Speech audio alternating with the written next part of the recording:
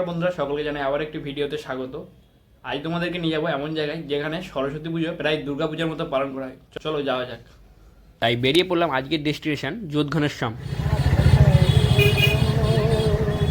তারপরে যোধঘানেশ্বর বাজার হয়ে প্রথমে আসলাম পল্লী মঙ্গল সমিতির পুজো মণ্ডপে। আর তাদের এবছরের মণ্ডপের থিম হলো বন্দে মাতারাম। মুখ থেকে তিলক চন্দনের চিহ্ন। আর এই হলো তাদের এবছরের সরস্বতী প্রতিমা। আর এখানে সকল জাতির মানুষেরা একত্রিত হয়ে স্বাধীনতার জন্য আন্দোলন করছে, সেই চিত্র এখানে তুলে ধরেছে। নগরের লোকজন ভয়ে কি কোথায় যাবেন ঠিক করে উঠতে পারলেন না। রক্ষীরা তারপরে সেখান থেকে আসলাম তার পাশেই আরেকটি পুজোর মণ্ডপে।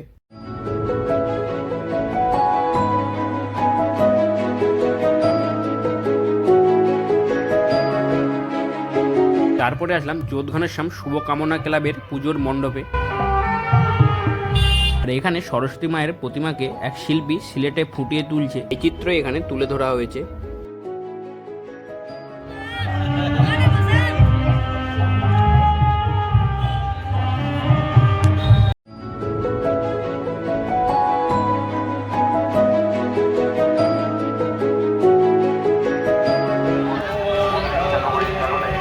তারপরে আসলাম যোধঘানেশ্বর অগ্রগামী সংঘের পুজোর মণ্ডপে। আর এই হলো তাদের এবছরের সরস্বতী প্রতিমা।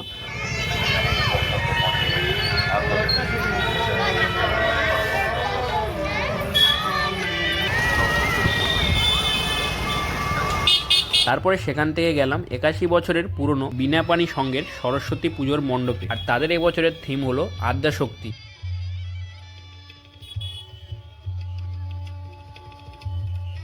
আর তাদের এই পুজো এবছর 81তম বর্ষে পদার্পণ করলো।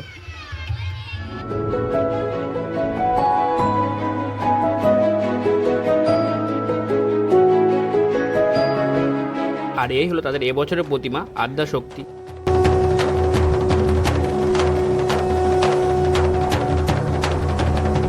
তারপরে সেখান থেকে কিছুটা দূরেই গেলাম আরেকটি পুজোর মণ্ডপে। এখানে সরস্বতী পুজোর পাশাপাশি গণেশ পুজোরও আয়োজন করা হয়েছে।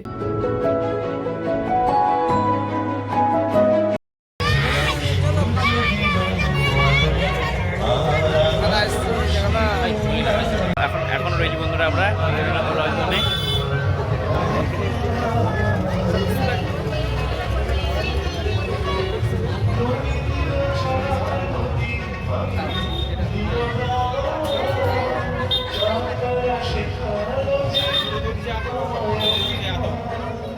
তারপরে সেখান থেকে গেলাম আরেকটি পুজোর মণ্ডপে।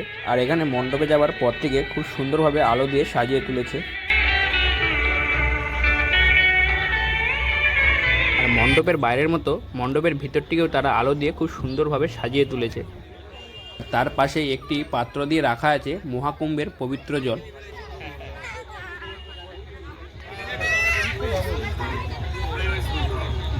আর আলোকসজ্জার পাশাপাশি ভারতীয় কিছু কিংবদন্তির ছবিও এখানে তুলে ধরা হয়েছে।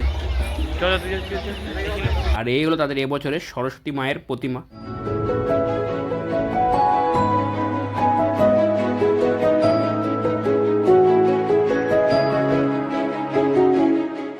তারপরে সেখান থেকে আসলাম ইয়ংস্টার ক্লাবের পুজোর মণ্ডপে।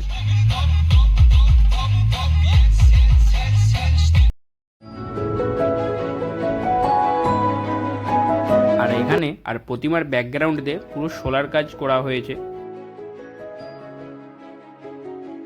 তারপরে যোধঘানেশ্বর থেকে বাড়ি আসার পথেই আসলাম নিশ্চিন্তপুর ক্যাক্টাস সংঘের পুজোর মণ্ডপে। আর আমার এই প্রতিমাটির মূর্তি খুব সুন্দর লেগেছে, কারণ প্রতিমার মূর্তিটি দেখলেই যেন মনে হবে পাথর দিয়ে তৈরি এই মূর্তি।